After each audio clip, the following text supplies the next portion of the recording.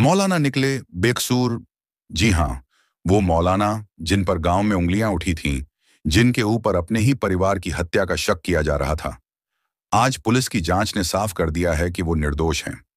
लेकिन बड़ा सवाल यह है कि आखिर उनके परिवार को मारा किसने और क्यों दो मासूम बच्चों ने इतनी क्रूरता दिखाई जिसकी कल्पना तक कोई नहीं कर सकता।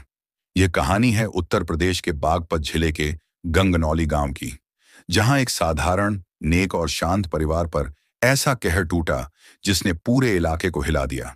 12 अक्टूबर 2025 की दोपहर, मौलाना इब्राहिम गांव की मस्जिद में कुरान सिखाने वाले एक इज्जतदार और धार्मिक व्यक्ति माने जाते थे।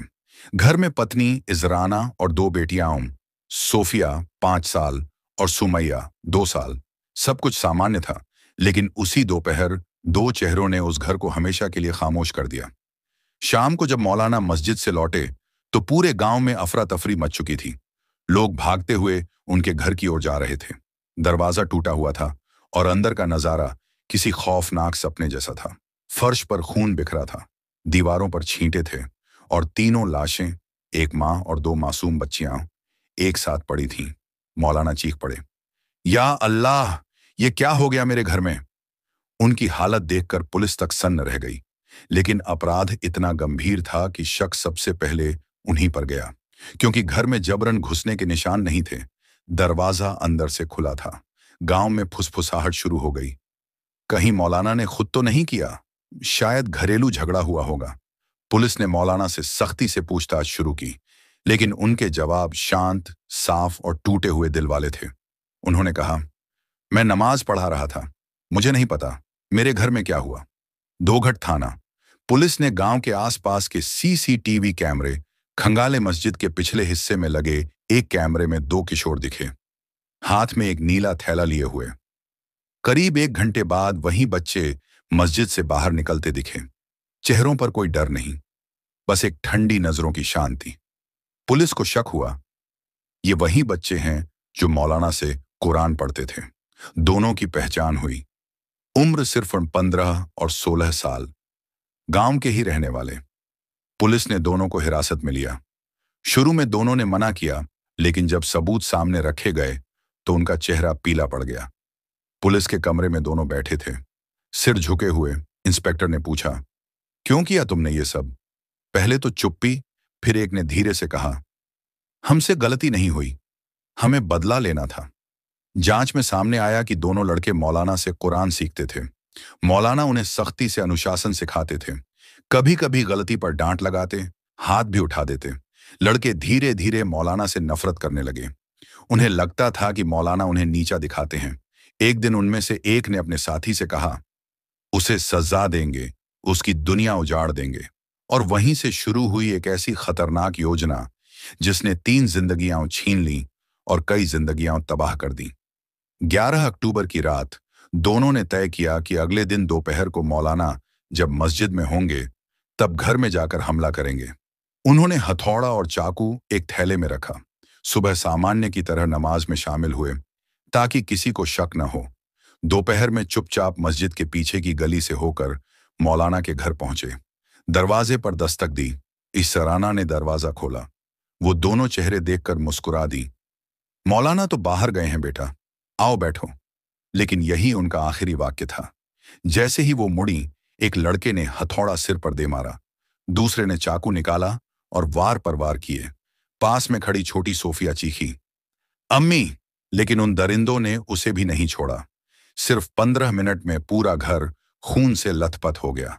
पुलिस ने अपराध स्थल से खून के नमूने, हथियारों के निशान और पैरों के प्रिंट उठाए। डीएनए टेस्ट और फुटप्रिंट एनालिसिस में दोनों किशोरों की मौजूदगी की पुष्टि हुई। जब उनके घर की तलाशी ली गई तो वही हथौड़ा और चाकू उनके बिस्तर के नीचे से बरामद हुए। कपड़ों पर खून के दाग जो डीएनए रिपोर्ट से मेल खाते थे। अब पुलिस के पास सबूत थे और दोनों आरोपी चुप हो चुके थे। इंस्पेक्टर ने पूछा, तुम्हें पता है तुमने क्या किया? लड़का बोला, हाँ, पर अब पछतावा नहीं, मौलाना को दर्द देना था। उस पल कमरे में सन्नाटा फैल गया। एसपी बागपत ने प्रेस कॉन्फ्रेंस में बताया, मौलाना इब्राहिम निर्दोष हैं। हत्या उनके 2 नाबालिग छात्रों ने की, जिन्हें व्यक्तिगत गुस्से और बदले की भावना ने अंधा कर दिया। मौलाना को क्लीन चिट दे दी गई।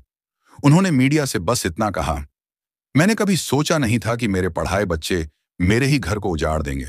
उनकी आवाज कांप रही थी और पूरा गांव खामोश था। पुलिस ने बाल मनोवैज्ञानिकों की टीम को बुलाया। रिपोर्ट में सामने आया कि दोनों किशोरों के भीतर अपमान का डर और बदले की भावना गहराई तक बैठ चुकी थी। मौलाना की सख्ती को उन्होंने बदला लेने का कारण बना लिया। उनमें से एक लड़का अपने पिता से भी हिंसक व्यवहार झेल चुका था। वो गुस्से में रहना सीख चुका था। रिपोर्ट में लिखा गया, किशोरों ने अपराध को योजना बनाकर अंजाम दिया, इसलिए इन्हें सामान्य नाबालिग अपराधी नहीं माना जा सकता। दोनों आरोपियों को जुवेनाइल होम भेजा गया। पुलिस ने कोर्ट से आग्रह किया है कि उन्हें वयस्क मानकर ट्रायल चलाया जाए, क्योंकि अपराध की गंभीरता और क्रूरता बेहद भयावह थी। मामले की चार्जशीट तैयार हो चुकी है और अब न्यायिक प्रक्रिया शुरू हो चुकी है। आज जब कोई मौलाना के घर के सामने से गुजरता है तो हवा में वही सन्नाटा महसूस करता है। वो कमरा बंद है जहां कभी बच्चों की खिलखिलाहट गूंजती थी। मौलाना अब मस्जिद में नहीं पढ़ाते। वो कहते हैं, आरोपियों को जुवेनाइल होम भेजा गया। पुलिस ने कोर्ट से आग्रह किया है कि उन्हें वयस्क मानकर ट्रायल चलाया जाए, क्योंकि अपराध की गंभीरता और क्रूरता बेहद भयावह थी। मामले की चार्जशीट तैयार हो चुकी है और अब न्यायिक प्रक्रिया शुरू हो चुकी है। आज जब कोई मौलाना के घर के सामने से गुजरता है तो हवा में वही सन्नाटा महसूस करता है। वो कमरा बंद है जहां कभी बच्चों की खिलखिलाहट गूंजती थी। मौलाना अब मस्जिद में नहीं पढ़ाते। वो कहते हैं, हर बार जब बच्चों की आवाज सुनता हूं तो मेरी सुमैया और सोफिया की याद आती है। उनकी आंखों में आंसू नहीं, बस खालीपन है। वो हर रोज उस दरवाजे को देखते हैं जहां से कभी उनके छात्र कुरान पढ़ने आते थे और उसी दरवाजे से मौत अंदर दाखिल हुई थी। गांव के लोग आज भी कहते हैं, मौलाना ने किसी का क्या बिगाड़ा था जो किस्मत ने उनसे सब छीन लिया। बागपत की ये वारदात सिर्फ एक हत्या नहीं, बल्कि इंसानियत, भरोसे और मासूमियत की सबसे बड़ी त्रासदी है। पुलिस की जांच ने साफ कर दिया, मौलाना इब्राहिम बेकसूर थे। कातिल वही दो किशोर थे जो कभी उनके सामने बैठकर कुरान पढ़ा करते थे। आज अदालत में केस चल रहा है। पुलिस ने चार्जशीट दाखिल कर दी है। अब सबकी निगाहें न्याय पर टिकी हैं। आप देख रहे हैं पास्ट टू प्रेजेंट, जहां हम आपको बताते हैं वो सच्चाइयां जो सिर्फ खबर नहीं, इंसानियत के आईने में झांकने का मौका देती हैं। मौलाना पूरी तरह टूट चुके थे। उन्होंने कहा, मैंने कभी किसी का दिल नहीं दुखाया, बस बच्चों को अनुशासन सिखाता था। पर मुझे क्या पता था वही बच्चे मेरे परिवार को छीन लेंगे। गांव में हर ओर मातम था। मस्जिद के बाहर लोग फूट फूट कर रो रहे थे। औरतें कह रही थीं, इस राना बहुत नेक औरत थी, उसने किसी का बुरा नहीं किया। दोनों बेटियों की लाशें जब दफनाई गईं तो पूरा इलाका रो पड़ा। कोई नहीं समझ पा रहा था कि इतने छोटे बच्चों में इतनी नफरत कहां से आई। दोनों आरोपी नाबालिग थे, उम्र सिर्फ 15 और 16 साल। अब मामला जुवेनाइल जस्टिस बोर्ड के पास गया। पुलिस ने कोर्ट से अनुरोध किया कि इन बच्चों को हेनियस क्राइम के तहत वयस्क मानकर ट्रायल किया जाए। कानून कहता है, अगर अपराध की प्रकृति बेहद घिनौनी हो और आरोपी की उम्र 16 साल के करीब हो तो उसे वयस्क की तरह सजा दी जा सकती है। फिलहाल दोनों को जुवेनाइल होम भेजा गया है, जहां से आगे की सुनवाई तय होगी। लेकिन सवाल यह है, क्या यह सिर्फ एक क्राइम स्टोरी है या हमारी समाज की टूटी हुई परवरिश का नतीजा? आज के बच्चे जो सोशल मीडिया देख रहे हैं, जो हिंसा, बदले और गुस्से की कहानियां सुन रहे हैं, वो कहीं ना कहीं उनके दिमाग में बैठ रही हैं। पहले माता पिता या शिक्षक की डांट एक सीख होती थी, आज वो अपमान बन चुकी है। हमारे स्कूल, मदरसे, घर, कहीं ना कहीं हम बच्चों को सिखा रहे हैं कि गलती का जवाब बहस से नहीं बल्कि बदले से देना है। मौलाना इब्राहिम ने शायद सख्ती की होगी, लेकिन उनका मकसद सुधारना था, सजा देना नहीं। मौलाना कहते हैं, जब मैं अपने घर पहुंचा तो मेरी दुनिया खत्म हो चुकी थी। मुझे लगा अल्लाह ने मुझसे सब कुछ छीन लिया। उनकी ये बातें सुनकर पुलिस भी खामोश रह गई, क्योंकि ऐसा दर्द शब्दों में नहीं बयां किया जा सकता।